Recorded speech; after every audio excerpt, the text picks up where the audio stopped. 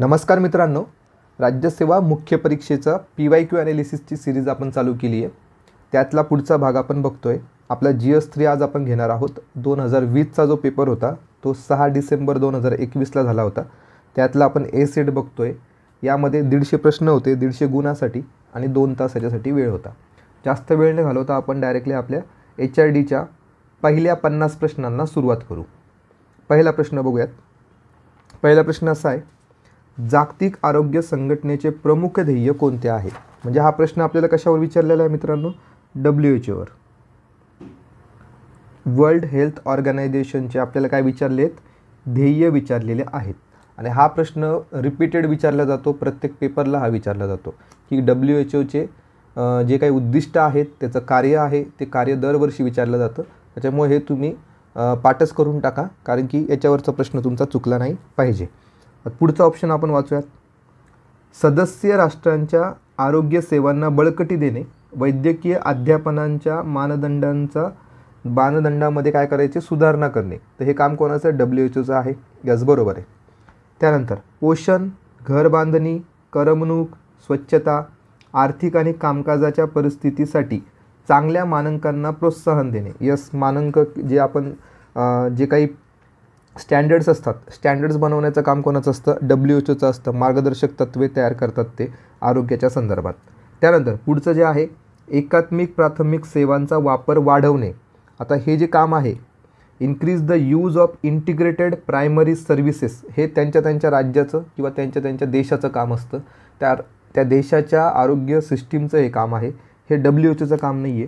त्याच्यामुळे सीला आपण इथे एलिमिनेट करणार, कारण की एकात्मिक प्राथमिक सेवांचा वापर करण्याचा जो काही अधिकार आहे तो त्या देशाला असतो, ना की WHOला आहे. WHOचं काम काय? जे स्टँडर्ड्स असतात, मानदंड असतात, ते तयार करायचं, त्याच्यामध्ये सुधारणा करायच्या, पॉलिसीज तयार करायच्या, हे काम असतं WHOचं. पुढचं विधान, माता बालकांचे आरोग्य आणि कल्याण सुधारणे. तर हे पण त्याचं उद्दिष्ट आहे. त्याच्यामुळे D नंबरचं विधान पण आपलं योग्य असणार आहे. म्हणजे या प्रश्नामध्ये A, B आणि D हे विधान बरोबर आहेत. C विधान हे कोणाचं काम आहे? देशांचं काम आहे, ते WHOचं काम नाही आहे. त्याच्यामुळे आपण Cला इथे एलिमिनेट करणार आणि आपलं उत्तर असणार आहे A, B, D. आता बघा, आपल्याला माहिती आहे की HRDमध्ये जास्त जे प्रश्नांची उत्तरं असतात ते ऑल ऑफ द अबव असतात. पण या पहिल्याच प्रश्नामध्ये आयोगाने काय केलं आहे? Cला एलिमिनेट केलं आहे आणि उत्तर हे वेगळ्या प्रकारचे दिलेले आहे. कारण भरपूर मुलं इथे कन्फ्यूज होतात आणि ते उत्तर काय देतात? वरीलपैकी सर्व देतात. पण या प्रश्नामध्ये तसं होत नाही. या प्रश्नामध्ये आपला 2 नंबरचा ऑप्शन असणार आहे. पुढचा प्रश्न जर बघितला आपण, तो विचारलेला आहे, स्टँड अप इंडिया या योजनेबद्दल प्रश्न विचारलेला आहे. चुकीचं विधान आपल्याला सांगायचं होतं, पण हा क्वेश्चन आयोगाने काय केलेला आहे? कॅन्सल केलेला आहे. स्टँड अप इंडिया, जर आपण स्टँड अप इंडियाबद्दल जर थोडी माहिती घेतली या योजनेविषयी, तर आपल्याला समजेल की 5 एप्रिल 2016ला ही योजना आली होती. आणि ही योजना विशेष करून कोणासाठी होती? तर देशातील अनुसूचित जाती, जमाती आणि महिला उद्योजकांसाठी. हा जो शब्द आहे गरिबी, हा गरिबी तिथे उल्लेख करण्यात आलेला नाही आहे. फक्त 3च उल्लेख करण्यात आलेला आहे, SC, ST आणि महिला यांचा त्याच्यामध्ये म्हणजे लाभार्थी म्हणून त्याच्यामध्ये त्यांचा उल्लेख करण्यात आलेला आहे. त्यानंतर हे जे उद्योजक आहेत हे किती पाहिजे? 18+ वय पाहिजे त्यांचं वय हा 18+ पाहिजे. सगळ्याच लोकांना ही योजना नसते, तर 18+ लोकांसाठी असते. त्याचबरोबरीने या योजनेला आता 2025पर्यंत काय भेटलेली आहे? मुदतवाढ भेटलेली आहे.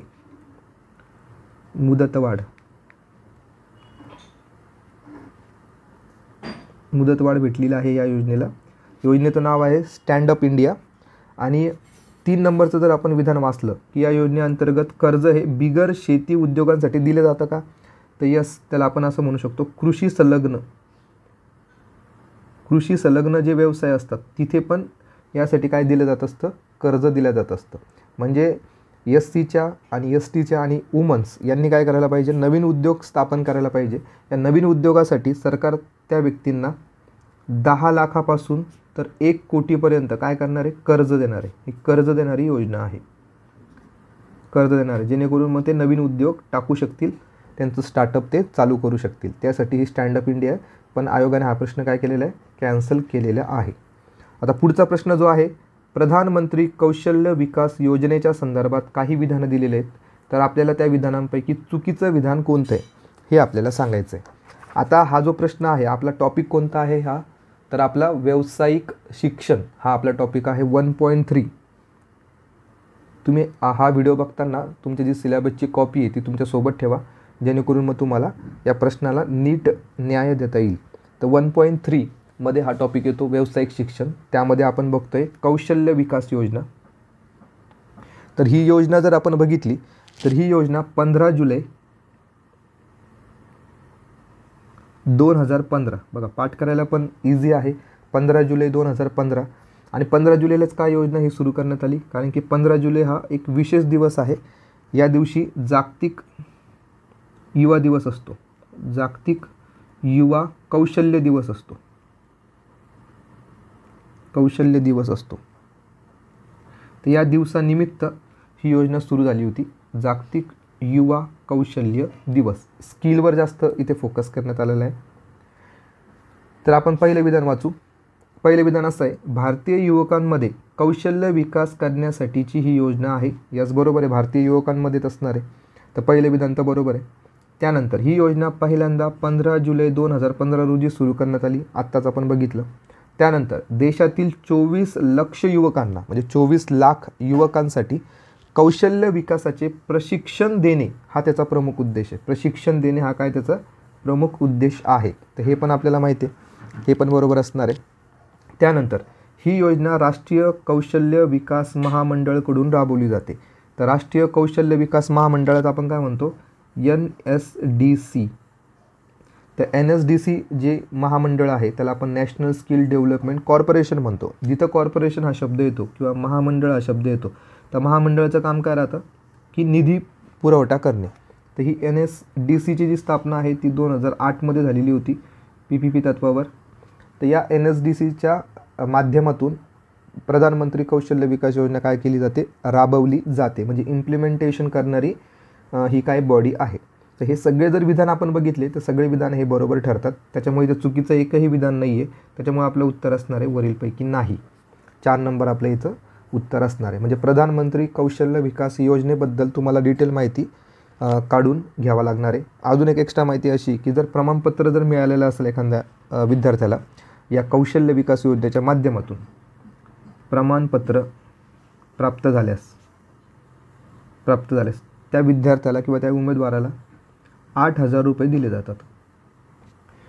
ठीक आहे, अशी बेसिक माहिती बघितली. आणि आपण आधीच बघितलं की यामध्ये 18+ जे असतात त्या वयोगटातील युवक त्याच्यामध्ये समाविष्ट होऊ शकतात. त्यानंतर 4 नंबरचा आपण प्रश्न बघतोय.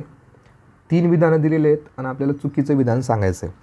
तर पहिलं विधान, विद्यापीठ अनुदान आयोगची स्थापना 1953 मध्ये झाली. हा आपल्या अभ्यासाचा भाग आहे की UGCची स्थापना आपल्याला विचारत आहे. UGCची स्थापना आहे 1953 मध्ये. तर यस, हे विधान आपल्याला माहिती आहे, बरोबर आहे. म्हणून अखिल भारतीय तंत्र शिक्षण परिषदेची स्थापना ही 1945 मध्ये झाली. हा भरपूर वेळा प्रश्न रिपीट झालेला आहे. त्यालाच आपण AICTE असं म्हणतो, all India council for technical education. म्हणजे इतक्या वेळा प्रश्न आलेला आहे की तुम्ही विचारू नाही शकत. 1945ची स्थापना आहे त्याची, 1945ची. हे आपण मागच्या PYQ मध्ये पण बघितलेलं आहे. त्याच्यामुळे हे पण विधान काय ठरते इथे बरोबर ठरतं. त्यानंतर राष्ट्रीय मूल्यांकन आणि प्रमाणन परिषदेची स्थापना ही 1995ला झाली. म्हणजे ते विचारतं आहे आपल्याला, जे NAAC आहे, NAAC काय करत असतं तर महाविद्यालयाचं मूल्यांकन करत असतं. नॅशनल असिस्मेंट अँड ॲक्रेडिएशन काउन्सिल, जे आपण म्हणतो महाविद्यालयाला ग्रेड देण्याचं जे काम असतं, A+ ग्रेड, B+ ग्रेड, जे ग्रेड देतात, ती ग्रेड देणारी संस्था म्हणजे कोणती संस्था आहे, NAAC संस्था आहे. आणि ह्या NAACवर पण भरपूर वेळा प्रश्न विचारण्यात आलेले. तर NAACची स्थापना ही 1994ची आहे. आणि इथे ते म्हणतायत की 1995ची. त्याच्यामुळे C नंबरचं विधान हे चुकीचं ठरतं आहे. आणि आपल्याला विचारलेलं आहे चुकीचं विधान सांगा, म्हणजे आपलं उत्तर असणार आहे 2 नंबर. म्हणजे याच्यामध्ये तुम्हाला बेसिक माहिती काय असायला हवी होती, UGCची स्थापना, AICTEची स्थापना आणि NAACची स्थापना. काय याच्यामध्ये डिफिकल्ट क्वेश्चन होता का? हा नव्हता. आपल्या अभ्यासाचा भाग आहे, सिलेबसमधला पॉईंट आहे. तुम्हाला फक्त काय करायचं होतं, त्याचं स्थापना वर्ष माहिती असायला हवं होतं, बस. चला पुढे जाऊयात. 2011च्या जनगणनेनुसार भारताच्या एकूण लोकसंख्येत शहरी लोकसंख्येची टक्केवारी किती आहे? तर हा एकदम इंटरेस्टिंग प्रश्न आहे, पण त्यांनी थोडा तो फॅक्च्युअल वेमध्ये विचारलेला आहे. शहरी लोकसंख्या विचारलेली, तर आपल्याला शहरी लोकसंख्या आणि ग्रामीण लोकसंख्या माहिती असणं फार गरजेचं असतं. त्याच्यावर एक बेसिक प्रश्न, वन लाईनर प्रश्न येत असतो. तर आपण बघूयात आधी शहरी लोकसंख्या. या PYQच्या व्हिडिओच्या माध्यमातून तुमचा अभ्यास पण भरपूर होणार आहे आणि तुम्हाला एक्स्ट्रा जी व्हॅल्यू ॲडिशन ची माहिती आहे ती पण तुम्हाला या व्हिडिओतून भेटणार आहे. तर बघूयात आपण शहरी लोकसंख्या चा विचार जर आपण केला तर 2011च्या जनगणनेनुसार त्याची टक्केवारी होती 31.1%. मग ग्रामीण लोकसंख्या किती असणार आहे? जर ग्रामीण शहरी जर 31.1 असेल तर ग्रामीण असणार आहे 68.84%. मग कोटीमध्ये जर आपण विचार केला तर किती असणार आहे? ते 83.4 कोटी जी जनता आहे ती ग्रामीण भागात राहते आणि 37.7 कोटी जे लोक आहेत हे कुठं असतात? शहरी भागात राहतात. म्हणजे हे जे दोन आकडे आहेत हे फार महत्त्वाचे तुमच्या परीक्षेच्या दृष्टीने. एक तर तुम्हाला पर्सेंटेज माहिती पाहिजे. बघा इथे आपण त्याला हायलाईट करू थोडं. हे जे आहे हे पर्सेंटेज आहे 31.1% आणि ग्रामीणचं आहे 68.84% आणि हे काय त्याची लोकसंख्या आहे कोटीमध्ये. ही माहिती फार महत्त्वाची आहे. जर आपण नागरी आणि ग्रामीण प्रमाण जर बघितलं, नागरी आणि ग्रामीण, तर याचा रेशो आपण बघितला तो किती येतो? 1:2.21 अशा पद्धतीने रेशो येतो हा. ठीक आहे. आणि 2011 साली जर आपण बघितलं तर 53 जे शहरं होते ते होते दशलक्षी शहर. दशलक्षी शहर किती होते? ते 53 होते 2011 नुसार. तर मग या प्रश्नाचं उत्तर असणार आपलं 2 नंबर. 31.1% जी लोकसंख्या आहे ती शहरी लोकसंख्या आहे 2011च्या जनगणनेनुसार. पुढचा प्रश्न जो आहे तो एका योजनेवर आहे. महात्मा गांधी राष्ट्रीय ग्रामीण रोजगार हमी योजनेविषयीचं विचारतायत आपल्याला वैशिष्ट्ये. तर आपल्याला त्याचे वैशिष्ट्य सांगायचे. तर सर्वप्रथम ही जी योजना आहे त्याला आपण मनरेगा असं म्हणतो.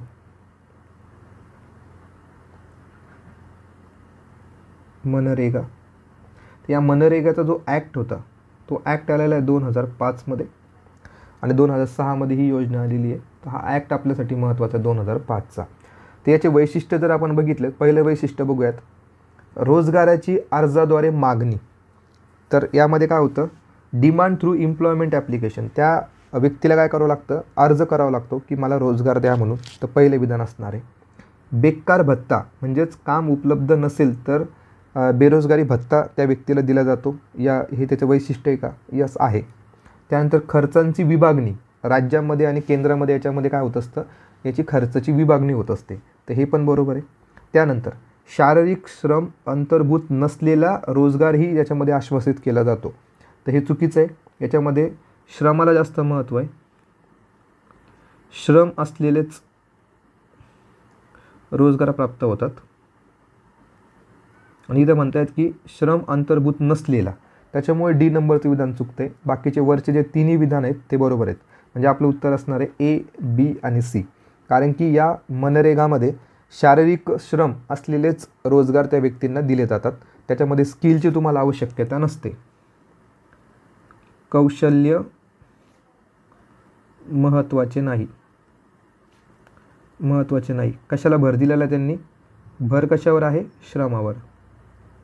कारण की जेणेकरून मॅक्झिमम लोक यामध्ये पार्टिसिपेट करू शकतील म्हणून यांनी श्रमावर महत्त्व दिलेलं आहे, ना की कौशल्यावर. कारण की कौशल्यधारित व्यक्ती हे भारतामध्ये कमी आहेत. त्याच्यामुळे रोजगार पण त्यांना कमी भेटेल. त्याच्यामुळे श्रमावर आधारित ही योजना आहे.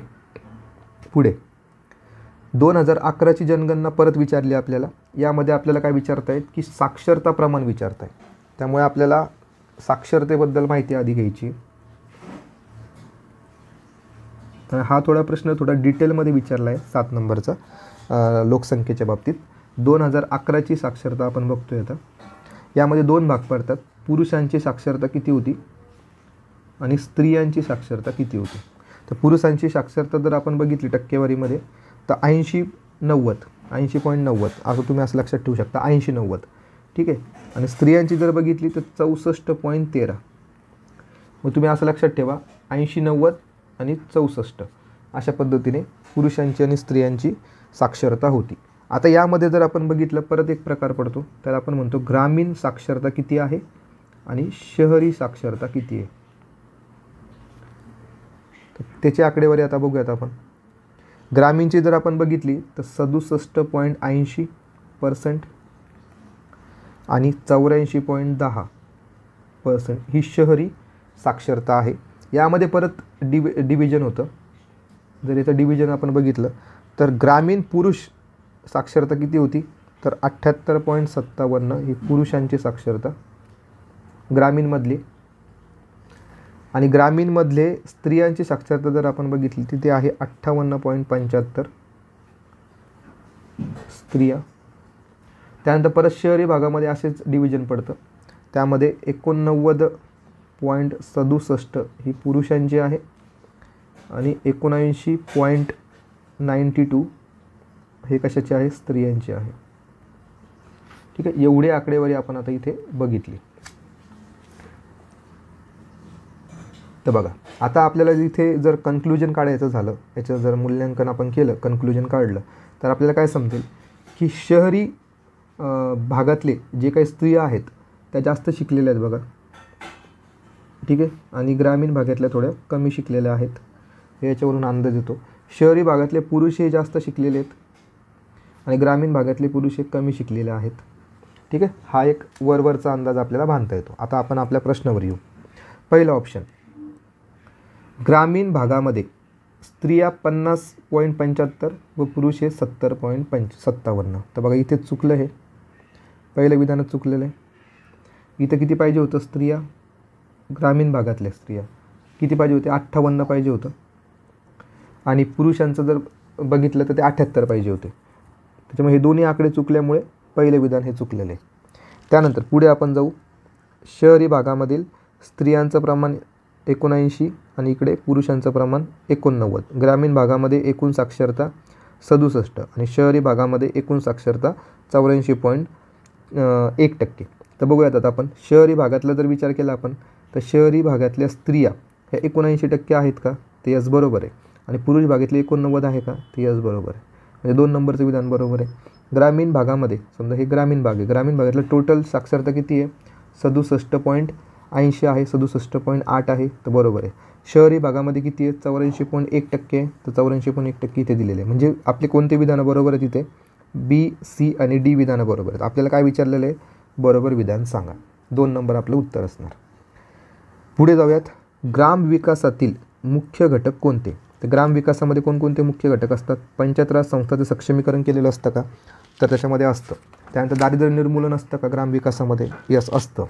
मानवी संसाधन विकास पण असतं आणि संस्थात्मक विकासही तिथे झालेला असतो. संस्थात्मक विकास हे स्थानिक स्वराज्य संस्थेच्या माध्यमातून होत असतो. त्याला आपण लोकल बॉडी जसं म्हणतो.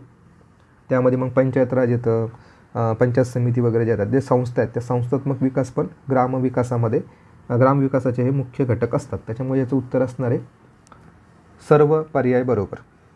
पुढे, महाराष्ट्रातील ग्रामीण भागातील शेतकऱ्यांचा माल थेट ग्राहकांपर्यंत पोहोचवण्यासाठी खालीलपैकी कोणती योजना सुरू करण्यात आली. आणि आपल्याला काय विचारलेलं आहे, चुकीचं विधान आपल्याला विचारलेलं आहे. तर यामधले जे काही योजना आहे ती कोणती योजना आहे की जी थेट ग्राहकांपर्यंत माल पोहोचवते, तर त्याचं उत्तर आपल्याला आधी माहिती पाहिजे. तर त्याचं उत्तर असणार आहे, आपल्या अभ्यासाचा भाग येतो, श्री संत शिरोमणी श्री सावतामाळी शेतकरी आठवडी बाजार हे त्या योजनेचं नाव आहे. पण आपल्याला काय विचारलेलं आहे, चुकीचं विधान सांगा. तर मग बाकीचे जे खालचे विधान आहेत बी, सी आणि डी हे त्याच्यामध्ये येत नाही. म्हणजे आपलं उत्तर असणार आहे 2 नंबर. म्हणजे जर आपल्याला आधी योजना माहिती असली तिला आधी फाइंड आउट करायचं आणि बाकीच्याला इलिमिनेट करायचं. कारण की आपल्याला काय विचारलेलं आहे, चुकीचं सांगा. पुढचा प्रश्न बघूयात. भारतात जन्मदर अधिक असण्याची खालीलपैकी कोणती कारणे आहेत. जन्मदर आहे आणि त्याचं कारण काय आहे की ती का वाढलेली आहे जन्मदर, ते आपल्याला विचारत आहेत. ते एकदम ॲनालिटिकल प्रश्न की का जन्मदर आपल्याकडे जास्त आहे. तर पहिलं विधान जर आपण बघितलं, प्रत्येक व्यक्तीला विवाह करणे अनिवार्य आहे, मुलीपेक्षा मुलाला जास्त महत्त्व आहे. पण हा क्वेश्चन आयोगाने काय केलेला आहे, कॅन्सल केलेला आहे. त्याच्यामुळे आपण याच्यावर जास्त वेळ घालवणार नाही. पुढच्या प्रश्नावर जाऊ. पुढचा प्रश्न असा आहे, खालीलपैकी कोणती विधाने बरोबर आहेत. पहिलं विधान, राष्ट्रीय ग्रामीण आरोग्य अभियान हा कार्यक्रम 12 एप्रिल 2005 रोजी देशात सुरू झाला. तर पहिलं विधान काय बरोबर आहे. त्यालाच आपण कोणती योजना म्हणतो, नॅशनल रूरल हेल्थ मिशन. या योजनेच्या अंतर्गतच आपल्याला माहिती आहे की आशा ज्या स्वयंसेवक असतात ते या आशा स्वयंसेवक याच योजनेचा भाग आहे. आणि ही योजना 12 एप्रिल 2005 रोजी सुरू झालेली आहे. त्याच्यामुळे पहिलं विधान बरोबर आहे. पुढचं विधान, राष्ट्रीय ग्रामीण आरोग्य अभियान हा कार्यक्रम प्रथम दक्षिण भारतातील राज्यात सुरू करण्यात आला किंवा लागू करण्यात आला. तर हे विधान इथं चुकीचं आहे. कारण की हा जो कार्यक्रम आहे तो नॉर्थ भागामध्ये जास्त प्रमाणात तो लागू करण्यात आला होता. जम्मू काश्मीर असू दे किंवा जे ईशान्येकडचे जे राज्य आहेत त्यांच्यासाठी हा कार्यक्रम आधी लागू करण्यात आला होता. त्याच्यामुळे बी नंबरचं विधान चुकतं आहे. फक्त 1 नंबरचं विधान इथे बरोबर येते. सुरुवातीला ही जी योजना होती ही 18 राज्यात लागू करण्यात आली होती. त्यानंतर ही संपूर्ण भारतात लागू करण्यात आली. ही फार महत्त्वाची योजना आहे. राष्ट्रीय ग्रामीण आरोग्य अभियान 12 एप्रिल 2005 ही तारीख तुम्हाला लक्षातच ठेवायची आहे. भरपूर वेळा त्याच्यावर प्रश्न येतात. पुढचा प्रश्न परत योजनेवर आहे. प्रधानमंत्री स्वास्थ्य सुरक्षा योजनेबाबत खालील कोणते विधानं बरोबर आहेत. ही योजना फार महत्त्वाची आहे, प्रधानमंत्री स्वास्थ्य सुरक्षा योजना. तर ही योजना जर बघितली आपण तर ही 2006 मध्ये सुरू झाली होती. आणि हिचं मेन उद्दिष्ट जे होतं ते होतं की उत्तम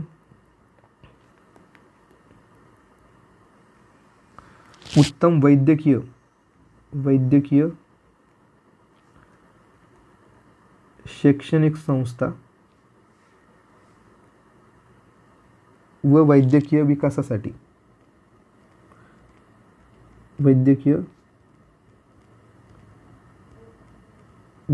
काम करणे हे त्याचं उद्दिष्ट होतं.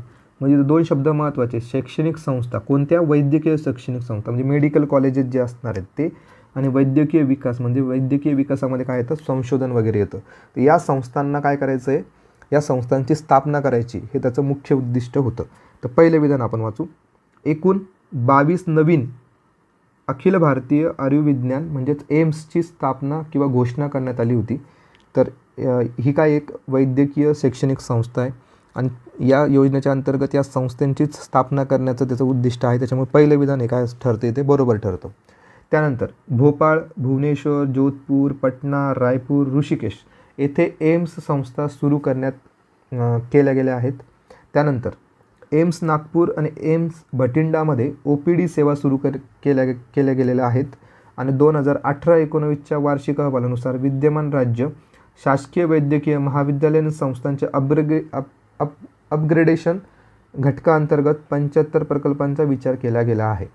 तर अशा पद्धतीचे सगळे विधान आपल्याला काय वाटतात, पॉझिटिव्ह वाटतात. पण ठीक आहे, आपल्याला समजा C नंबर आणि B नंबरविषयी काही माहिती नसली, पण आपण एवढं तर सांगू शकतो की स्वास्थ्य सुरक्षा योजना जी आहे ती कशाच्या संदर्भात आहे, शैक्षणिक संस्था आणि वैद्यकीय विकासासाठी आहे. आणि या सगळ्या गोष्टी त्याच्यासाठी पॉझिटिव्ह वेमध्ये त्यांनी पूर्ण सेंटेन्स टाकलेले आहेत. त्याच्यामुळे आपण याचं उत्तर काय देणार, वरीलपैकी सर्व बरोबर. ठीक आहे. कारण की असा प्रश्न जो असतो त्याचं उत्तर तुम्हाला एक्झॅक्टली माहिती नसतं. पेपरमध्ये असे प्रश्न तुम्हाला भरपूर येणार आहेत. 5 किंवा 6 किंवा 10 प्रश्न असे येऊ शकतात की ज्याच्याविषयी तुम्ही काहीच वाचलेलं नसणार आहे. त्यामुळे अशा वेळेस तुम्ही काय विचार करायला पाहिजे, पॉझिटिव्ह विचार करायला पाहिजे की याचं उत्तर मी सर्व पर्याय बरोबर देऊ का, याचा जास्त तुम्हाला विचार करावा लागेल. कारण की आपल्याला माहिती आहे की HRD आणि HR जास्त जे उत्तरं असतात ते ऑल ऑफ द अबव असतात, जर असे सगळे पॉझिटिव्ह सेंटेन्स येत असतील तर. त्याच्यामुळे याचं उत्तर असणार आहे 4. खालीलपैकी कोणती विधाने योग्य आहेत. 2011ची जनगणना ही सलग 15वी आणि स्वातंत्र्यानंतरची 7वी जनगणना होती. तर हे विधान आपल्याला माहिती आहे, आपण भरपूर वेळा हे वाचलेलं असतं जेव्हा जनगणनेचा आपण अभ्यास करतो तेव्हा. पुढचं विधान, जनगणना कायदा 1949ला संमत करण्यात येऊन भारताची पहिली जनगणना 1951मध्ये पार पडली.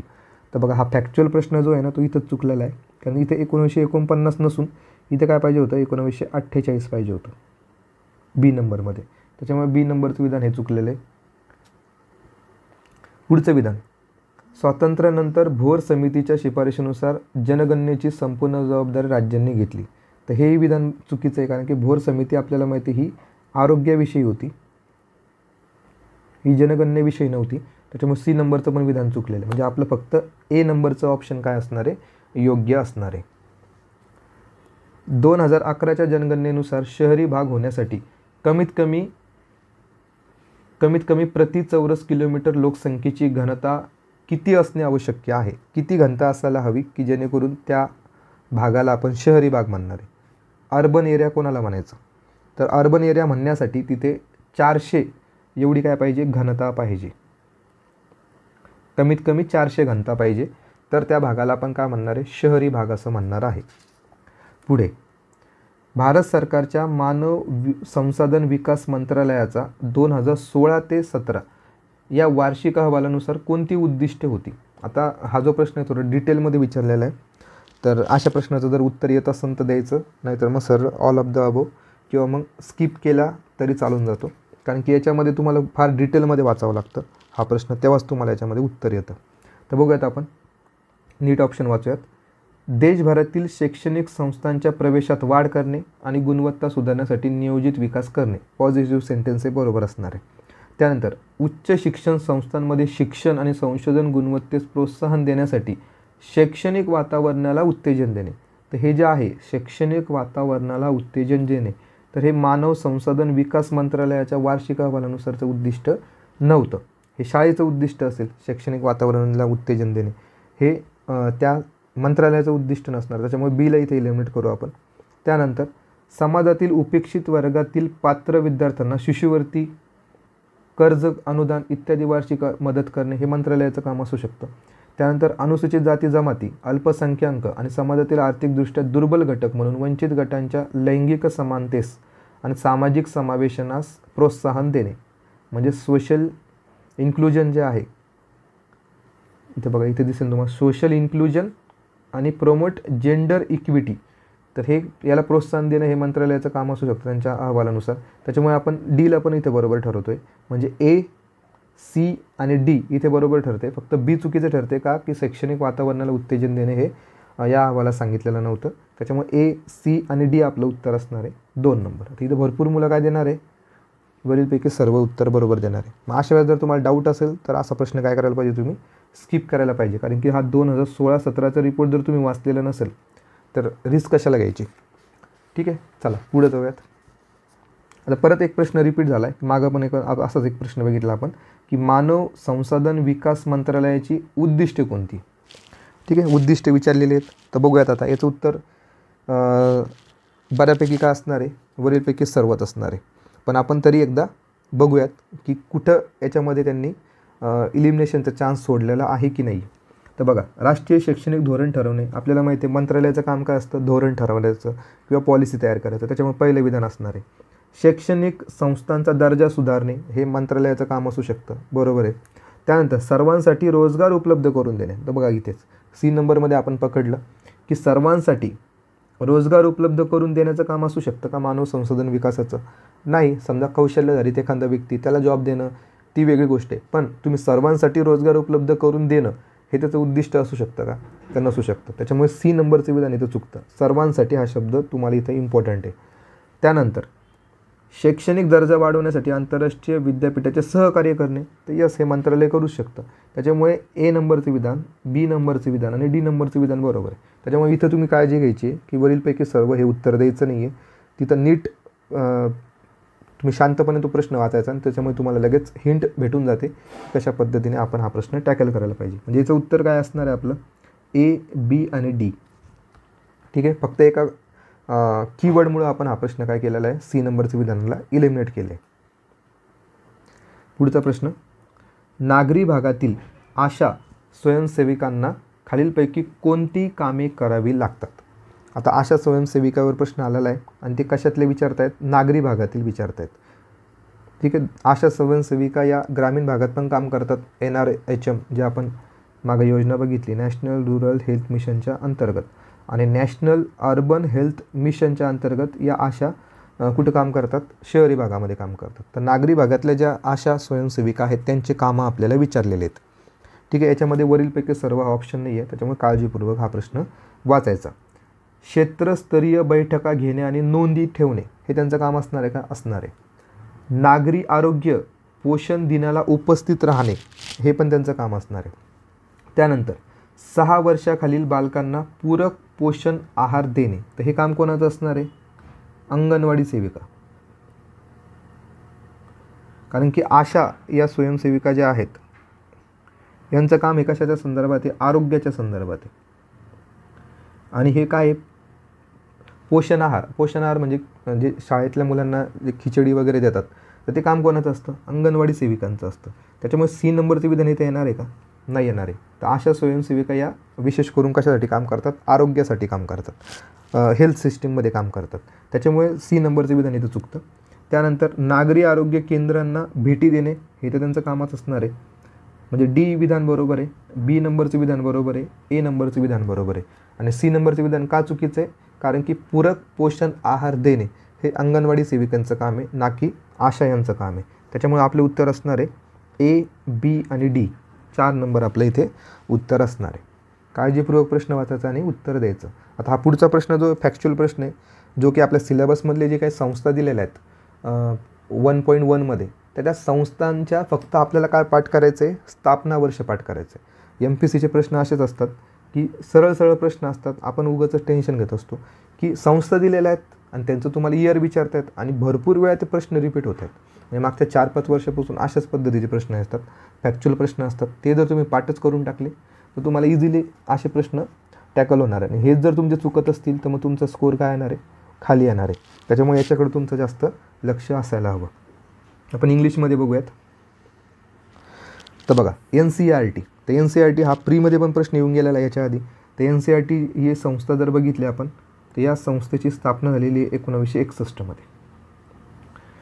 ठीक आहे, म्हणजे एचं ऑप्शन काय पाहिजे?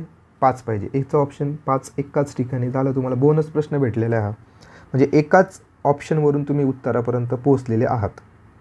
ठीक आहे, मग बीचं काय असणार आहे?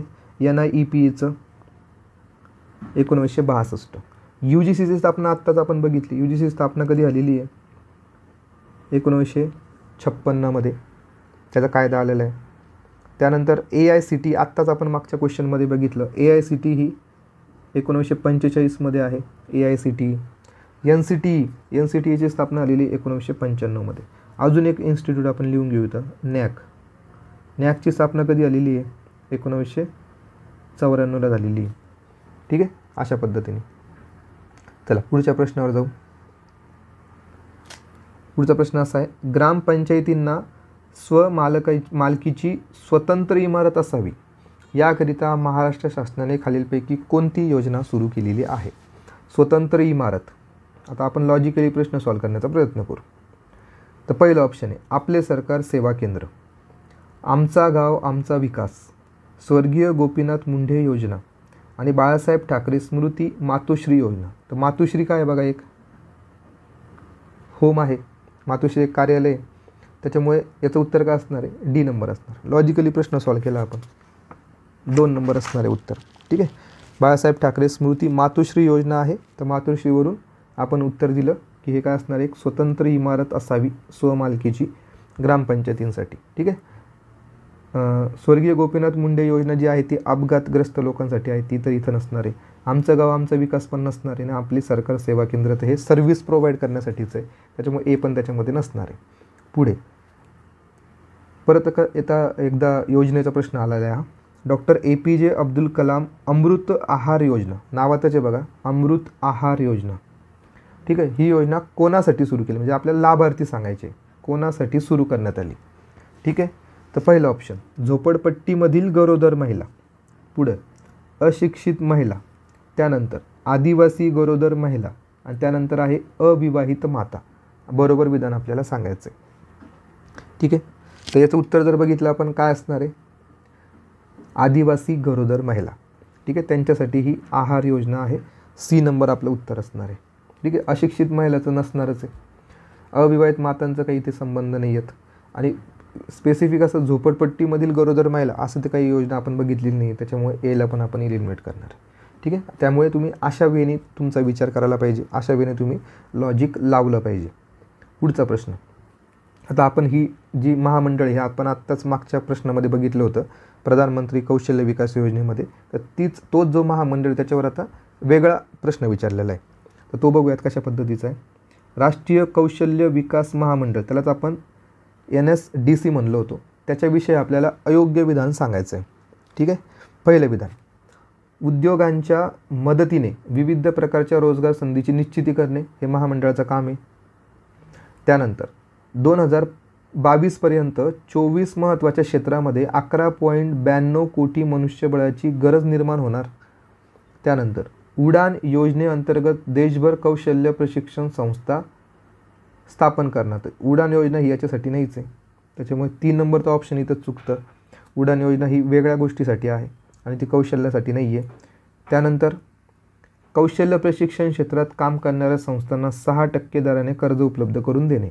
तर बघा, आता आपल्याला इथंच कळून गेलेलं आहे की उडान नावाची जी योजना आहे ती कौशल्याधारित योजना नाही आहे, त्याच्यामुळे तर आपलं उत्तर काय असणार इथे 3 असणार आहे, कारण की आपल्याला काय विचारलेलं आहे अयोग्य.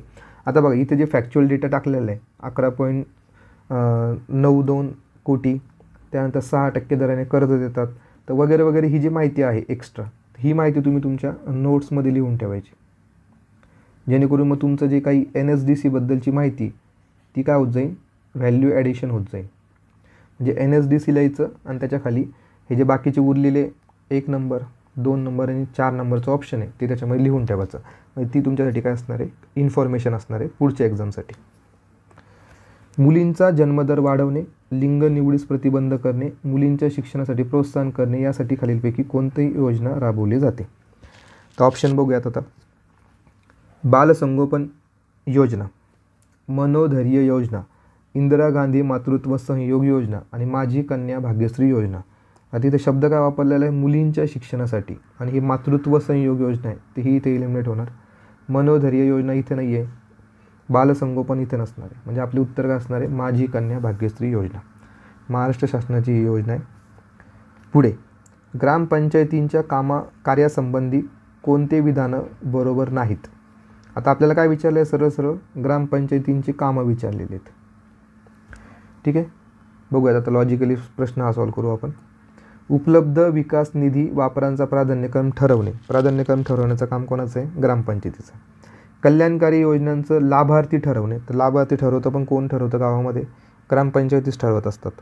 त्यानंतर गावातील भांडण आणि तंटे न्यायालयीन मार्गाने सोडवणे, तर आपल्याला माहिती आहे की न्यायालयीन मार्गाने न सोडवता ग्रामपंचायत काय करत असते, ग्रामसभा बोलवत असते, आणि ग्रामसभेच्या माध्यमातून काय करतात ते तंटे सोडवत असतात.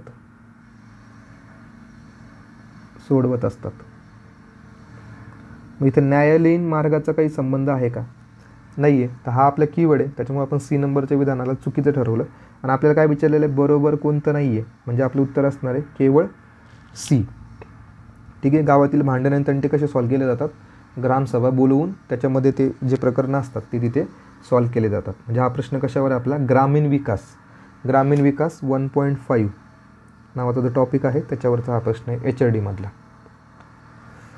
पुढचा प्रश्न, शिक्षणातून साध्य होणारे मानव संसाधन विकासाचे घटक कोणते. शिक्षणातून काय साध्य होतं, पहिलं मानव संसाधन उत्पादकतेत वाढ होते, म्हणजे आपल्याकडे जास्त चांगल्या प्रमाणात ह्युमन रिसोर्सेसची काय होते मागणी, म्हणजे ह्युमन रिसोर्सेस चांगल्या पद्धतीने क्रिएट होतो, मानवी संसाधन उत्पादकतेत वाढ होते. व्यावसायिक आणि प्रादेशिक गतिशीलतेत वाढ होते. Increase in professional and regional dynamic, म्हणजे जर तुम्ही HRD म्हणजे शिक्षण जर तुम्ही चांगल्या पद्धतीने केलेलं असेल तर तिथे काय होणार आहे, व्यावसायिक गतिशीलतेला वाढ भेटत असणार आहे. त्यानंतर कारक कौशल्य आणि वैचारिक कौशल्यात वाढ होते. Increase in skills and conceptual skills तयार होते शिक्षणातून. तर यस, सगळे विधानं बरोबर आहे तिथे. हे सगळे कामं कशातून होणार आहे, शिक्षणातून होणार आहे. म्हणजे शिक्षण हा आपला HRDचा भाग आहे, तर हा HRDचा टॉपिक आहे. पुढे, संयुक्त राष्ट्र संघ विकास अहवाल, म्हणजे त्याला आपण म्हणतो युनायटेड नेशन डेव्हलपमेंट रिपोर्ट आहे बघा, हा डेव्हलपमेंट रिपोर्ट कधीचा विचारला आहे तो, 2019चा. पेपर कधी झाला आहे, 2021 मध्ये. नुसार भारताच्या मानव विकास बाबतची कोणती विधाने बरोबर आहेत? ठीक आहे, म्हणजेच आपल्याला विचारलेलं कशाबद्दल आहे? ह्युमन डेव्हलपमेंट इंडेक्स बद्दल आपल्याला विचारतायत, फक्त थोडं डिटेलमध्ये विचारतायत. ठीक आहे, आता ऑप्शन वाचूयात आपण. पहिलं ऑप्शन असं आहे, इंटरनेट वापरकर्ते एकूण 3.5%, लोकसंख्येच्या प्रमाणात रोजगार 15 वर्ष व त्याच्यामधील इतकं आहे. ठीक आहे, आपल्याला एक माहिती आहे की इंटरनेट हा जो फॅक्टर आहे, इंटरनेट हा फॅक्टर आहे, हा HDIमध्ये काउंटच केला जात नाही, त्याच्यामुळे याला आपण एलिमिनेट करणार. ठीक आहे, पुढे माता मर्तता प्रमाण, त्यालाच आपण काय म्हणतो इंग्लिशमध्ये? मॅटर्नल मॉर्टॅलिटी रेट, MMR त्याला असं म्हणत असतो आपण, MMR. ठीक आहे, MMR हा 174 होता. त्यानंतर जन्माच्या वेळेस आयुमान, त्याला आपण लाईफ एक्सपेक्टन्सी असं म्हणत असतो, तो 69.4 आणि लिंग विकास निर्देशांक हा 0.829 इतका होता. त्यानंतर अपेक्षित शालेय शैक्षणिक वर्ष हे 12.3 आणि कुशल कामगार शक्ती हे 17.6% होतं. तर बघा, याच्यातून आपल्याला काय कळणार आहे की MMR हा घटक विचारात घेतला जातो का HDIच्या पॅरामीटर्समध्ये घेतला जातो. एक्सपेक्टन्सी म्हणजे त्याला जन्माच्या वेळेस आयुमान, तर हा विचारात घेतला जातो का पॅरामीटरमध्ये घेतला जातो. अपेक्षित शालेय शैक्षणिक वर्ष हा विचारात घेतला जातो का पॅरामीटर, तर यस, हा पण घेतला जातो. म्हणजे BCD याच्यामध्ये जरी फॅक्च्युअल डेटा आपल्याला माहिती नसला, पण आपल्याला एवढं तरी माहिती आहे की हे जे 3 फॅक्टर्स आहेत ते HDI मोजण्यासाठी विचारात घेतले जातात. त्याच्यामुळे आपलं उत्तर काय असणार आहे? B, C आणि D. म्हणजे आपण इंटरनेटमुळं या शब्दामुळे आपण काय केलं? एला एलिमिनेट केलं. ठीक आहे, म्हणजे HDIबद्दल तुम्हाला बेसिक माहिती आधी माहिती पाहिजे की HDI हे कशाबद्दल आहे, HDIमध्ये कोणकोणते पॅरामीटर विचारात घेतले जातात, तर याची तुम्हाला बेसिक माहिती असली पाहिजे. तर तुम्ही अशा प्रश्नाला टॅकल करू शकता. 26 नंबरचा प्रश्न आपण बघतोय आता. परत प्रश्न रिपीट झाला आहे हा. जागतिक आरोग्य संघटनेविषयी आपल्याला कार्य विचारलेले आहे. आधी उद्दिष्ट विचारलं होतं, आता आपल्याला फंक्शन्स विचारतायत. पहिलं, संसर्गजन्य आजाराचे शास्त्रीय सर्वेक्षण करणे, आंतरराष्ट्रीय आरोग्य कायद्याची निर्मिती आणि अंमलबजावणी करणे, लसीकरण कार्यक्रमाला प्राधान्य देणे आणि कीटक नियंत्रण, औषधांचे आणि प्रयोगशाळेचे तंत्रज्ञानाचे मूल्यांकन करणे. तर यस, ह्या सगळ्या गोष्टी आपण बघितलेल्या आहे. कोरोनामध्ये जर आपण बघितलं, ज्यावेळेस कोरोना होता, तर कोरोनामध्ये जे काही औषधं आहे, औषधांचे इव्हॅल्युएशन करणं, प्रयोगशाळांचे इव्हॅल्युएशन करण्याचं काम पण कोण करत होतं? WHO करत होतं. ठीक आहे, आणि आपल्याला काय विचारलेलं आहे? चुकीचं विधान सांगा. यापैकी एकही चुकीचं दिसतंय का आपल्याला? नाही, सगळे कामं कोणाचे आहेत? WHOचे कामं आहेत.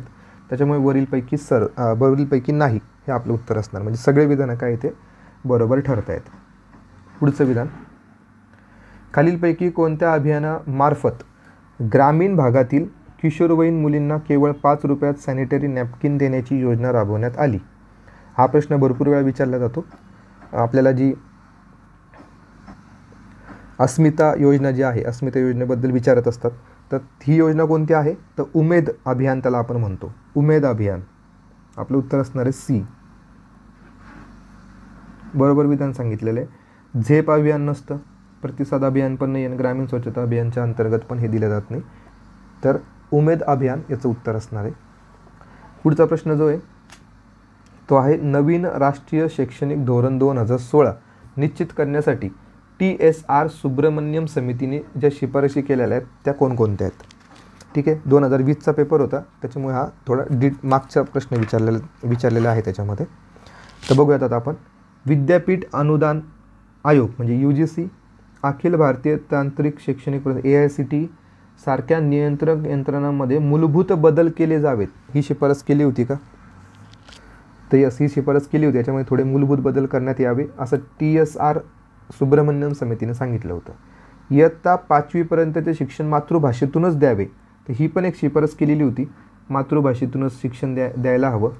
त्यानंतर कौशल्यपूर्ण आणि व्यवसायभिमुख शिक्षणावर भर द्यावा. आता आपल्याला माहिती आहे की आपल्या शैक्षणिक पॉलिसीमध्ये जो व्यावसायिक शिक्षण आहे ते आपल्याला टाकण्यात आलेलं आहे. शालेय शिक्षणापासूनच आता व्यावसायिक शिक्षण सुरू झालेलं आहे, तर ही पण शिफारस त्यांनी केलेली होती. त्यानंतर एकूण GDPच्या 6% खर्च हा शिक्षणावर करण्यात यावा, तर ही एक सर्वात महत्त्वपूर्ण शिफारस आहे की शिक्षणाचा जो खर्च आहे तो किती टक्के असावा? 6% असावा. तर हा जो फॅक्च्युअल पॉईंट आहे तुम्ही लक्षातच ठेवा, फार इम्पॉर्टंट आहे. 6% इतका खर्च करावा ही शिफारस कोणी केली होती? TSR सुब्रमण्यम समितीने केली होती. म्हणजे याच्यामध्ये जर बघितलं आपण सगळे विधानं आहेत काय आहेत? बरोबर आहेत. पुढचा प्रश्न लोकसंख्येच्या बद्दल आहे. भारतातील लोकसंख्येचे स्वरूप खालीलप्रमाणे कसे आहेत? तर आपल्याला पहिले विचारलं की लिंग गुणोत्तर 954 असं ते म्हणतायत. तर इथं चुकलं आहे बघा. लिंग गुणोत्तर आपल्याला माहिती आहे. भारताचं लिंग गुणोत्तर किती आहे? 943 आहे. महाराष्ट्राचं लिंग गुणोत्तर किती आहे? 929 आहे. ठीक आहे. जर भारताचं बाल लिंग गुणोत्तर किती आहे? 919 आहे. आणि महाराष्ट्राचं बाल लिंग गुणोत्तर किती आहे? 894 आहे. ठीक आहे. एवढे 4 पॉईंट तुम्हाला माहितीच असायला पाहिजे. भरपूर वेळा याच्यावर प्रश्न येतात. म्हणजे लिंग गुणोत्तर हे 954 जे म्हणतायत ते काय ठरले? ते चुकीचं ठरलं. त्यानंतर सरासरी आयुर्मान हे 71%. आत्ताच आपण मागच्या HDIच्या प्रश्नामध्ये बघितलं की आपलं 71 वर्ष आहे का? नाही आहे, 69%, 69 वर्षे, जवळपास 69 वर्षे. त्याच्यामुळे B नंबरचं विधान पण इथं चुकलेलं आहे. आपण 71 कधीच क्रॉस, 70च कधी क्रॉस केलेलं नाही आहे आपण. 69 वर्ष आपलं काय असणार आहे? लाईफ एक्सपेक्टन्सी असणार आहे. त्याच्यामुळे A नंबरचं ऑप्शन चुकलं, B नंबरचं ऑप्शन चुकलं. पुढे निम्मी लोकसंख्या ही कशी आहे भारतामधली? तरुण आणि उत्पादनक्षम आहे. तर हे विधान बरोबर आहे. आणि साक्षरता प्रमाण शहरी भागात आणि पुरुषांमध्ये अधिक आहे. तर यस, हे पण आपण आत्ताच मागं बघितलं. शहरी आणि ग्रामीण भागातलं जेव्हा आपण साक्षरता बघत होतो त्यावेळेस आपण ते ॲनालिसिस केलं होतं की शहरी भागातलं आणि विशेष करून पुरुषांचं जे साक्षरता प्रमाण आहे ते कसं असणार आहे? जास्त असणार आहे. त्याच्यामुळे C आणि D हे विधान बरोबर आहे आणि A आणि B हे विधान काय चुकीचं आहे. आणि आपल्याला विचारलेलं काय? योग्य विधान सांगा. म्हणजे आपलं उत्तर असणार आहे 3 नंबर.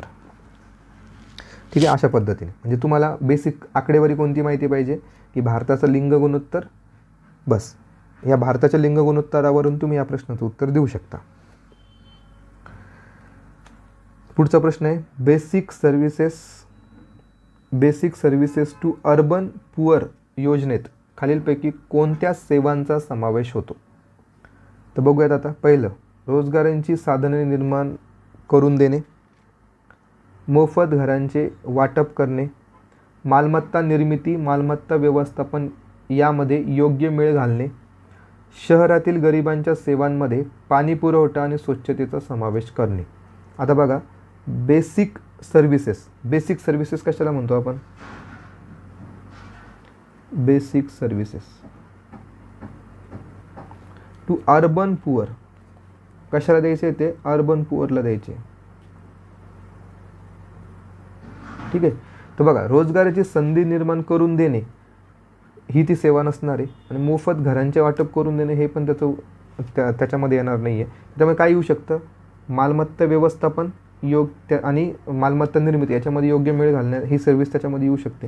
आणि शहरातील गरिबांच्या सेवांमध्ये पाणी पुरवठा आणि स्वच्छतेचा समावेश होतो. ह्या 2 गोष्टीच फक्त त्याच्यामध्ये येऊ शकतात. C आणि D हे त्याच्यामध्ये येऊ शकतं.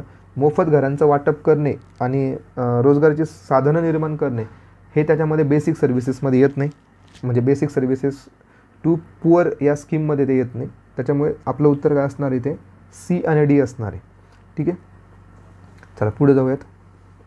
लोकसंख्येचा आकार आणि सामाजिक विकासाचा परस्पर संबंध आहे. ते यस, बरोबर आहे पहिलं विधान. लोकसंख्येचा आकार जेवढा मोठा आणि सामाजिक विकास जसा झालेला आहे त्या दोघांचा काय असणार आहे? संबंध असणार आहे. आपल्याला माहिती आहे की लोकसंख्या जर कमी असली तर सामाजिक विकास कशा पद्धतीने होईल आणि लोकसंख्या जास्त असली तर सामाजिक विकास कशा पद्धतीने होईल. लोकसंख्या जास्त असली तर इथं झोपडपट्टी वगैरेचं प्रमाण, गरिबीचं प्रमाण वाढेल. त्याच्यामुळे सामाजिक विकास हा वेगळ्या पद्धतीने होईल. त्याच्यामुळे ह्या दोघांचा काय असणार आहे? एकमेकांसोबत संबंध असणार आहे. पुढं, लोकसंख्या कमी असल्यास त्याचा सामाजिक विकासावर परिणाम होतो की नाही? होतोच. त्यानंतर लोकसंख्या अधिक असल्यास त्याचा परिणाम सामाजिक विकासावर होतो का? यस, होतो. म्हणजे कमी असली काय आणि लोकसंख्या अधिक असली काय, दोन्ही पण गोष्टीमध्ये सामाजिक विकासावर काय होणार आहे? परिणाम होणार आहे. लोकसंख्येचा आकार खूप जास्त किंवा खूप कमी असणे हे दोन्ही बाबी सामाजिक विकासाला काय असणार आहे? मारक ठरतात. मारक ठरतात का? यस, काही ठिकाणी हे मारक ठरतात. पण आपण असं म्हणू शकतो की हे सामाजिक विकासाला मारकच ठरणार आहे. लोकसंख्येचा आकार कमी असणं काय आणि जास्त असणं काय. त्याच्यामुळे बरोबर विधान आपल्याला जर विचारलेलं असेल तर आपण उत्तर काय देणार आहे? वरीलपैकी सर्व. म्हणजे हा प्रश्न कशावर होता? लोकसंख्या आणि सामाजिक विकास. विकास यांचा संबंध काय? या रिलेशनबद्दल हा प्रश्न होता. खालीलपैकी कोणत्या नावाने 1 एप्रिल 2015 ते 31 मार्च 2019 पर्यंतच्या पीक कर्जाची माफीची योजना ओळखली जाते? आपल्याला फक्त हा कीवर्ड महत्त्वाचा आहे, पीक कर्जाची माफी योजना. तर बघा, पीक कर्जाची माफी योजना हा आपला कीवर्ड आहे. त्याच्यामध्ये जर आपण उत्तर बघितलं तर सरळ सरळ उत्तर असणार त्याचं महात्मा ज्योतिराव फुले शेतकरी कर्जमुक्ती योजना. ठीक आहे. महात्मा गांधी शेतकरी असं काही आपण वाचलेलं नाही आहे. कुसुम योजना तर वेगळ्या पद्धतीसाठी आहे. ही सौर ऊर्जेच्या माध्यमातून शेतकऱ्यांना मदत करणारी ती कुसुम योजना वेगळ्या पद्धतीची आहे. आणि छत्रपती शिवाजी महाराज स्वाभिमानी शेतकरी कर्जमुक्ती योजना पण याच्यामध्ये नसणार आहे. म्हणजे आपलं उत्तर काय असणार आहे? डी नंबर, म्हणजे 3 नंबर आपल्या इथे उत्तर असणार आहे. पुढचा प्रश्न जो आहे तो रुसावर विचारण्यात आलेला आहे आणि हा प्रत्येक पेपरमध्ये असतो प्रश्न. राष्ट्रीय उच्च शिक्षा अभियान रुसा याच्यामध्ये कोणकोणत्या घटकावर भर देण्यात आलेला आहे? शालेय आपल्याला एक आधी लक्षात ठेवा की ही जी रुसा नावाची योजना ही 2013 मध्ये आलेली आहे आणि हिचं जे मेन उद्दिष्ट आहे ती कशासाठी आहे? उच्च शिक्षणासाठी. तर हा याचा कीवर्ड आहे. उच्च शिक्षण हे फार महत्त्वाचं आहे याच्यामध्ये. हा कीवर्ड फार महत्त्वाचा आहे. याच्यावर तुमचे प्रश्न सॉल्व्ह होतात. शालेय शिक्षणासाठी निधीचे प्रमाण वाढवून त्याची अंमलबजावणी करणे. बघा, पहिलंच विधान चुकलं, कारण इथं काय उल्लेख करण्यात आलेला आहे? शालेय शिक्षण. आणि आपल्याला माहिती आहे की ही योजना कशासाठी? उच्च शिक्षणासाठी. त्याच्यामुळे पहिलंच विधान चुकीचं ठरतंय. आणि आपल्याला काय विचारलेलं आहे? चुकीचं विधान सांगा. पुढे, अपेक्षित उद्दिष्ट प्राप्ती आणि निधी यांचा योग्य समन्वय घालणे. संशोधन, नवनिर्मिती आणि व्यावसायिक शिक्षणासाठी प्रोत्साहन. उच्च शिक्षणामध्ये संशोधन असतं आणि उच्च शिक्षणाचे वैश्वीकरण करणे. तर यस, बाकीचे बी, सी आणि डी हे विधानं बरोबर आहेत. फक्त शालेय शिक्षण या शब्दामुळे काय झालेलं आहे? पहिलं विधान चुकीचं ठरलेलं आहे. आणि आपल्याला काय विचारलेलं आहे? चुकीचं विधान सांगा. रुसामध्ये काय येत नाही? शालेय शिक्षणाचं येत नाही. त्याच्यामुळे 1 नंबर याचं उत्तर असणार आहे. पुढे, लोकसंख्या वाढ आणि सामाजिक विकासासंबंधी जे थॉमस रॉबर्ट माल्थस यांनी 1798 मध्ये खालीलपैकी कोणते विचार मांडले? 1798 रोजी रॉबर्ट माल्थस यांचे विचार आपल्याला विचारण्यात आलेले आहे. चुकीचं विधान आपल्याला सांगायचं आहे. तर यामध्ये जर आपण बघितलं तर आपल्याला माल्थसचा कर्व माहिती आहे की माल्थस कशाबद्दल बोललेला आहे. माल्थस बोलला होता की जसं लोकसंख्या वाढ होते तशा प्रमाणात काय होत नाही, अन्न घटकांची किंवा अन्न जे घटक असतात किंवा अन्नधान्य पिकांची वाढ होत नाही त्या प्रमाणात. त्याच्यामुळे काय होतं? लोकसंख्या वाढत जाते आणि अन्नधान्याचं उत्पादन कमी राहतं. त्याच्यामुळे काय होते? विषमता तयार होते. अशा पद्धतीचं वक्तव्य हे माल्थस यांनी केलेलं होतं. तर त्याच्याबद्दल आपण बघूयात की लोकसंख्येचा आकार नियंत्रित ठेवण्यासाठी नैतिक संयम ठेवणे, विवाहाच्या वयात वाढ करणे आणि लोकसंख्या घट ही कशामुळे होते? दुष्काळ, पूर, भूकंप, उपासमार या कारणामुळे होत असते. हे सगळे विधानं जे आहेत ते काय ठरलेले तिथे माल्थसने सांगितलेले आहेत आणि आपल्याला विचारलं आहे चुकीचं, म्हणून आपलं उत्तर काय असणार आहे? 4 नंबर. हे सगळे विधानं रॉबर्ट माल्थस यांनी मांडलेले होते. पुढे, भारतातील कुपोषण दूर करणाऱ्या योजना कोणत्या? कुपोषण दूर करणाऱ्या योजना. पहिलं, एकात्मिक बाल विकास योजना, त्यालाच आपण काय म्हणतो? ICDSच्या माध्यमातून कुपोषण दूर केलं जातं. जीवन उन्नती कार्यक्रम. तर जीवन उन्नती कार्यक्रम हा कशाच्या संदर्भात आहे? विमा. त्याच्यामुळे हा इथे येणार नाही. त्यानंतर मध्यान्ह भोजन योजना, याच्यामार्फत काय होणार आहे? लहान मुलांना न्यूट्रिशनल जे काही फूड आहेत ते अवेलेबल होणार आहे. त्याच्यामुळे हे त्याच्यामध्ये येणार आहे मिड डे मील स्कीम. त्यानंतर परवडणाऱ्या दरात सीधा पुरवठा करणे.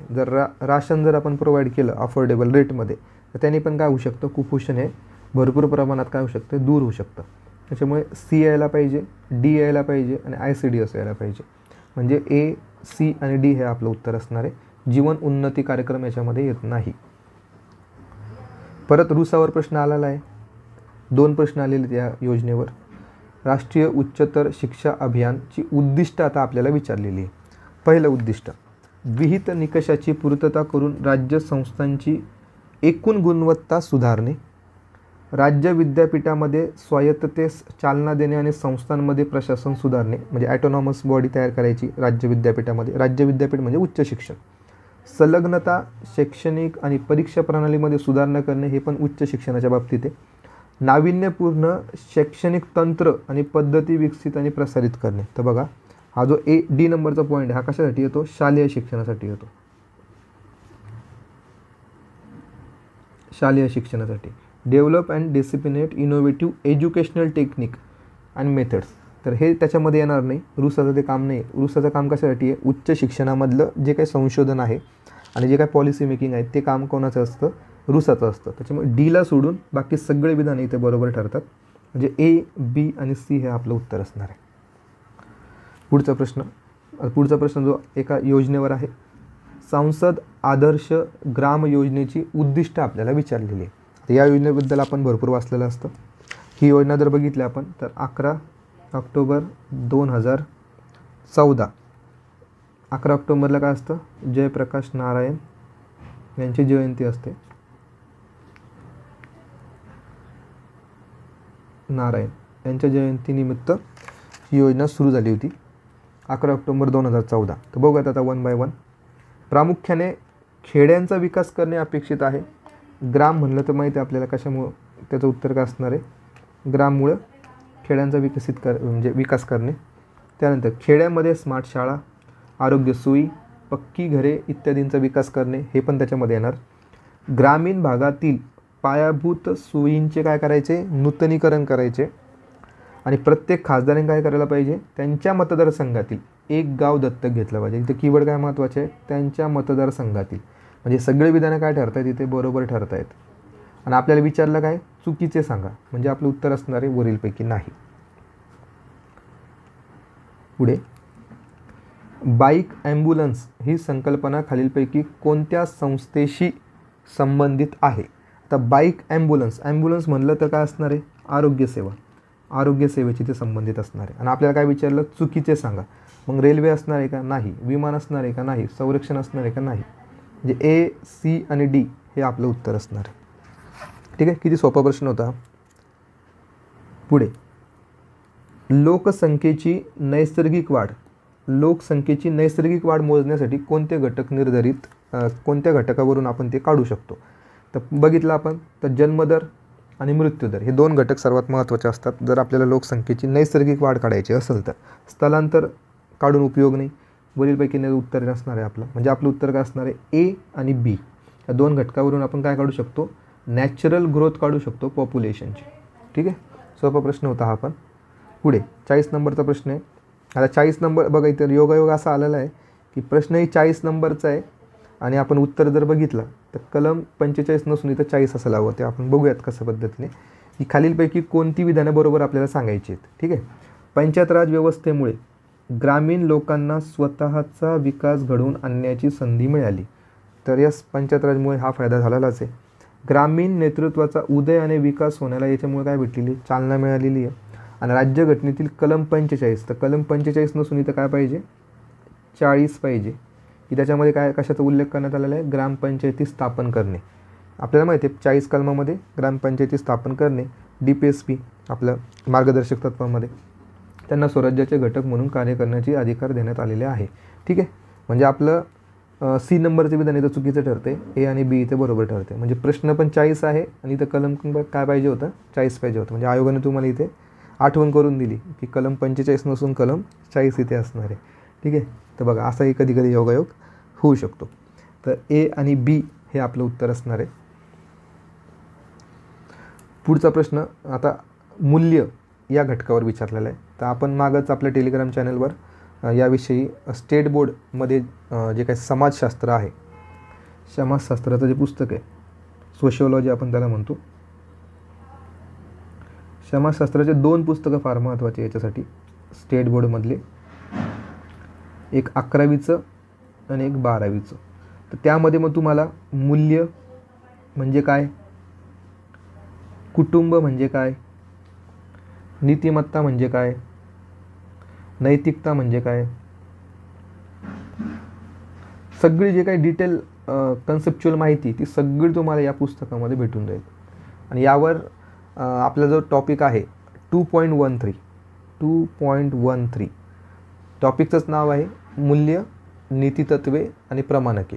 तर हा सगळा जो भाग आहे त्याच्यामध्ये मग सामाजिकरण, कुटुंब, धर्म, शिक्षण, प्रसारमाध्यमे हे सगळा जो पार्ट आहे, त्यानंतर औपचारिक संस्था, अनौपचारिक संस्था ज्या आहेत, सामाजिक मानके ठरवणाऱ्या, सगळ्यांविषयी तुम्हाला माहिती कशात भेटणार आहे, या 11वीच्या आणि 12वीच्या स्टेट बोर्डमध्ये. ठीक आहे. तर तो जर ते जर पुस्तक तुम्ही वाचलं तर तुमचे हे जे 2 किंवा 3 प्रश्न जे येतात याच्यावर, तर ते तुमचे 100% बरोबर येतील. बघूयात आता. मूल्य ही वर्तनविषयक मानदंड आहेत. आपण मागच्या पण एका पेपरमध्ये हे बघितलं होतं की मूल्य हे काय करतात, बिहेवियरल स्टँडर्ड्स असतात. म्हणजे तुमचं वर्तन कसं आहे त्याच्याविषयी बोलणारं हे कन्सेप्ट आहे मूल्य. मूल्य काय करते, वर्तनविषयक मानदंड आहे. एखादी गोष्ट चांगली की वाईट हे ठरवण्याचे निकष म्हणजे काय, मूल्य. भावना, कल्पना, व्यक्ती, समूह इत्यादींची मूल्यांच्या आधारे काय करू शकतो आपण, मूल्यमापन करू शकतो, त्यांचं इव्हॅल्युएशन करू शकतो याच्या आधारे. आणि मूल्यानुसार व्यक्ती ध्येय ठरवतो, आपले आणि इतरांचे मूल्यमापन करतो. तर या सगळ्या गोष्टी बरोबर ठरत आहेत मूल्याच्या बाबतीत, म्हणजे व्हॅल्यूजच्या बाबतीत. आणि चुकीचं विधान विचारलेलं आहे त्याच्यामुळे आपले उत्तर असणार आहे 4. सगळे विधानं काय ते बरोबर आहेत. पुढचा प्रश्न असा आहे की कुटुंबे जशी पूर्वी होते तसे आज देखील आहे, परंतु त्याचबरोबर आज जे कुटुंब आहेत ते पूर्वी नव्हते, हे वक्तव्य कोणी केलेले. असे जे प्रश्न असतात, जर तुम्हाला खरंच तुम्ही वाचलेलं असेल तर उत्तर द्या, नाही तर अशा प्रश्नाला काय करायचं, सरळ स्किप करायचं. तर 42 नंबरचं उत्तर जर बघितलं आपण, ते आहे डॉक्टर D.N. मुजुमदार. चला पुढे जाऊयात. कोणत्या योजनेअंतर्गत आदिवासी जमातीला विहीर खोदण्यासाठी काय केलं जातं, अनुदान केलं जातं. आता आदिवासी जमातीतील आदिवासींसाठीची योजना आहे. तर माझ्यासाठी काय असणार आहे, आपल्यासाठी महत्त्वाचं वाक्य कीवर्ड असणार आहे बिरसा मुंडा कृषी सिंचन योजना. ठीक आहे. कृषी सिंचन, नाव काय, बिरसा मुंडा. आणि बिरसा मुंडा हे कोणाचे नेते होते, आदिवासींचे नेते होते. त्याच्यामुळे आपलं उत्तर काय असणार आहे, फक्त ए हे विधान बरोबर. ठीक आहे. 2 योजना तर नसणारच आहे, त्याच्यामुळे 3 नंबर तर गेलं, वरीलपैकी सर्व नसू शकतं. एक तर ए असेल किंवा बी असेल. तर ए आणि बी पेक्षा कोणतं तुम्हाला जवळचं वाटतंय उत्तर, बिरसा मुंडा हे उत्तर तुम्हाला जास्त जवळचं वाटतंय. त्यानंतर पुढचा प्रश्न जो पेसाच्या रिलेटेड आहे, विधान बरोबर सांगायचं आहे आपल्याला. मेक्सिकोतील मूळ रहिवाशांच्या पाचवा चळवळीने त्यांच्या संविधानानुसार कायदा करण्यासाठी पेसाचा संदर्भ घेऊन मसुदा बनवला. आता आपल्याला मेक्सिकोबद्दल काय माहिती नाही, ए नंबरचं विधानाबद्दल आपल्याला काहीच माहिती नाही, पण आपल्याला काय सांगायचं आहे, बरोबर विधानं सांगायचे. तर बी नंबरचं विधान वाचू. महात्मा गांधी राष्ट्रीय ग्रामीण रोजगार कायदा आणि माहितीच्या अधिकाराच्या कायद्यामध्ये बऱ्याच अंशी पेसा कायद्याच्या तरतुदीचा वापर केला आहे. सर्वोच्च न्यायालयाने समता आणि नियामगिरी खटल्यात आदिवासी ग्रामसभांना अधिक सक्षम केले होते. आणि पेसा कायदा लागू होण्याने ग्रामसभेचे आदिवासी क्षेत्रातील सर्व श्रेष्ठत्व अबाधित राहिले. तर आपल्याला एक माहिती आहे की पेसा कायदा जो आला होता 1996ला आला होता. 1996ला तुम्ही आता जो तलाठीच्या बाबतीत तो मुद्दा वाचलेलाच असेल की तलाठीमध्ये पेसाच्या बाबतीत तो न्यायालयीन निर्णय बाकी आहे अजून पण. तर पेसा जो होता तो 1996ला आलेला आहे, 1996. तर या पेसाच्या अंतर्गत ग्रामसभेला काय भेटलेलं आहे, एक सर्वश्रेष्ठत्व त्याचं अबाधित राहिलेलं आहे. तर हे विधान तर 100% बरोबर असणार, डी नंबरचं विधान. पण बाकीच्या विधानांबद्दल आपल्याला काहीच माहिती नाही. म्हणजे आपण काय शोधणार, इथे डी कुठं येते, इथं डी येतं, इथं डी येतं, इथं डी येते. आणि आपण आधीच बोललो होतो की मिनिमम रिजेक्शन आपलं असायला हवं. मिनिमम रिजेक्शनवाला ऑप्शन कोणतं येतं आपलं, 2 नंबर ऑप्शन येतं. म्हणजे याच्यामध्ये मिनिमम रिजेक्शन आहे. ठीक आहे. बी, सी आणि डीला सोबत घेऊन गेलेले, फक्त एकाच विधानाला त्यांनी काय केलेलं आहे, इलिमिनेट केलेले आहे. म्हणजे रिजेक्शन फक्त एकच विधानाचं रिजेक्शन केलेलं आहे. त्याच्यामुळे मिनिमम रिजेक्शन हा जो रूल आहे आपला, जी ट्रिक आहे ती तुम्ही लक्षात ठेवा.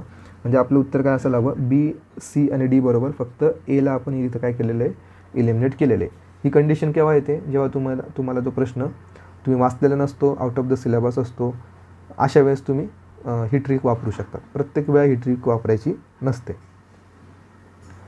खालीलपैकी कोणता सामाजिक नियमनाचा महत्त्वाचा प्रकार आहे, सामाजिक नियमनाचा. तर हे तुम्हाला स्टेट बोर्डमध्ये भेटून जाईल. टाईप्स ऑफ सोशल नॉर्म्स आपल्याला विचारलेले आहे. तर बघा ऑप्शन कोणकोणते.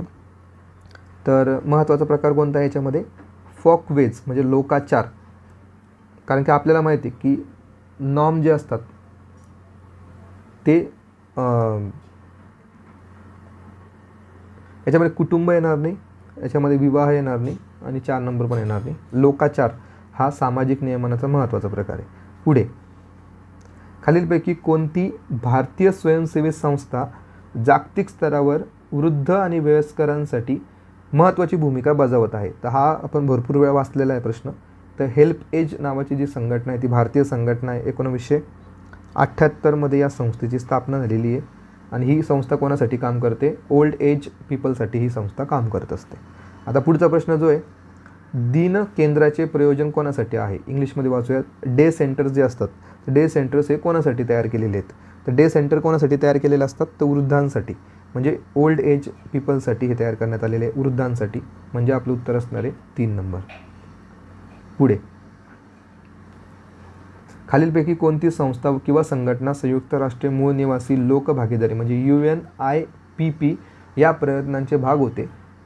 त्या जो की मूळ निवासी लोकांच्या हक्कांना उत्तेजन देण्यासाठी संबंधित देशाच्या प्रयत्नांना बळ देणारा पहिला जागतिक आंतरसंस्था पुढाकार 2011 हा होता. तर आता बघा, अशा विषयीचे असे जे प्रश्न असतात ते आपण जास्त वाचलेले नसतात. त्याच्यामुळे या प्रश्नांचं उत्तर तुम्हाला कशा पद्धतीने द्यायचं ते तुम्ही त्या पेपरमध्ये तुम्ही ठरवलं पाहिजे की त्याचं एक तर तुम्ही रिस्क घ्यायची आहे की त्याला स्किप करायचं आहे, हे तुमच्यावर असणार आहे. तर याचं उत्तर जर आपण डायरेक्टली देऊन टाकूयात, फायनल आन्सर कीनुसार याचं उत्तर होतं वरीलपैकी सर्व. म्हणजे हे सगळेचे सगळे जे आहेत ते याच्यामध्ये येतात.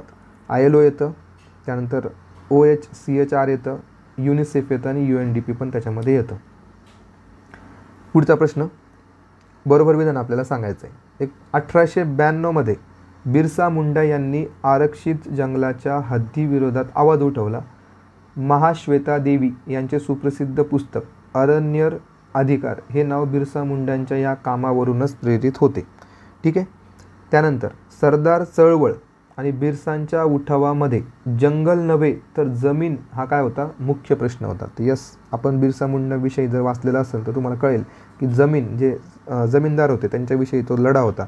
त्यामुळे जमीन हा महत्त्वाचा मुद्दा होता त्यावेळेस. त्याच्यामुळे A आणि B हे दोन्ही विधाने इथं बरोबर ठरत आहेत. आता ही एवढी माहिती तुम्हाला माहिती असणं गरजेचं नाही आहे. मग त्याच्यामुळे तुम्ही काय करू शकता? असे प्रश्न स्किप करू शकतात पेपरमध्ये. कारण की जर स्किपचा जर तुम्ही आकडा बघितला तर तो 150 प्रश्नांपैकी जवळपास तुम्ही 10 प्रश्न जरी स्किप केले, 10 प्रश्न जरी स्किप केले तरी तुमचं काही एवढं नुकसान होणार नाही आहे. तुमचा अटेम्प्ट राहतो 140. 140मध्ये पण मुलांना 100+ स्कोर आलेले आहेत. त्याच्यामुळे स्किप करायला तुम्ही मागे पुढे बघू नका. जेव्हा तुम्हाला येतच नाही काहीच तर तुम्ही तिथं स्किप करायला पण शिकलं पाहिजे. आता शेवटचा प्रश्न आहे आजच्या व्हिडिओमधला. खालीलपैकी कोणती विधानं बरोबर आहेत? ठीक आहे. पहिले विधान, 2009-10 लँडेसा या ओडिसा राज्यातील ग्रामीण विकास संस्थेने वसुंधरा योजनेच्या अंमलबजावणीचे मूल्यमापन केले. वसुंधरा योजनेच्या अंमलबजावणीसाठी स्थानिक युवकांची भूमी संयोजक म्हणून ओळख देण्यात आली.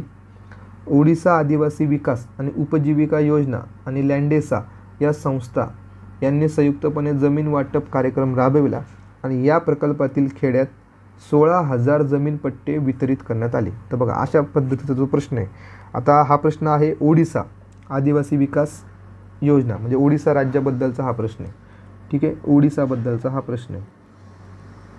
आणि त्याचबरोबरीने आपल्याला काय विचारलेलं आहे? बरोबर विधान विचारलेले आहे. आणि ऑप्शनमध्ये जर बघितलं तर सर्व पर्याय बरोबर हा पण एक ऑप्शन आहे. तर मग अशा वेळेस काय करणार? तुम्हाला याच्याविषयी काहीच माहिती नाही आहे. ठीक आहे. आणि फॅक्च्युअल डेटा पण फार आहे की 2009-10 त्यानंतर इथे तुम्हाला दिसतं आहे की ही संस्था आहे, जमीन वाटप कार्यक्रम आहे, 16,000 जमीन पट्टे. आता तुम्हाला माहिती नाही 16,000 आहे की 15,000 आहे. ठीक आहे. अशा विषयीचा प्रश्न तुम्हाला आलेला आहे. तर या प्रश्नामध्ये तुम्ही काय करणार? जर तुम्हाला ऑप्शन दिसतं आहे की सर्व पर्याय बरोबर आहे तर आधी त्याचा विचार करायला पाहिजे तुम्ही की सर्व पर्याय बरोबर आहे आणि मग बाकीचा विचार तुम्ही करायला हवा. तर याचं उत्तर जर आपण बघितलं 50 नंबरचं उत्तर तर ते उत्तर आयोगाने 4 नंबरच दिलेले आहे. ठीक आहे. मग ह्या प्रश्नामध्ये तुम्ही एक तर काय करणार? एक तर तुम्ही स्किप करणार किंवा मग तुम्ही रिस्क घेणार. या 2च गोष्टी पॉसिबल आहे. ठीक आहे. कारण की इतका अभ्यास आपण करू शकत नाही. आपण जे HRD आणि याच्यावर तो बेसिक अभ्यास करतो त्याच्या बाहेरचा जर प्रश्न आलेला असेल तर त्यावेळेस तुम्ही अशा पद्धतीने लॉजिक लावलं पाहिजे. एक तर स्किप करायला पाहिजे, नाही तर मग रिस्क घेतली पाहिजे. कारण रिस्क घेतल्यावर पण तुमचा फायदाच होणार आहे. तर बघा मित्रांनो, अशा पद्धतीने आपण हे 50 प्रश्न बघितलेले. तर यामध्ये बेसिकली आपण HRDचा भाग हा कवर केलेला आहे. आता पुढचे येणारे प्रश्न जे 50 प्रश्न असतील ते पार्ट 2 असेल आपला, आणि पुढचे जे प्रश्न असतील त्याच्यामध्ये पार्ट 3, म्हणजे आपण GS3 हा 3 भागामध्ये कंप्लीट करणार आहे. बघा मित्रांनो, तुम्हाला जर व्हिडिओ आवडला असेल तर नक्की तुम्ही लाईक करा, तुमच्या मित्रांना शेअर करा. अजूनही सबस्क्राईब केलेलं नसेल चॅनलला तर नक्की सबस्क्राईब करा. आणि व्हिडिओ पूर्ण बघितल्याबद्दल धन्यवाद.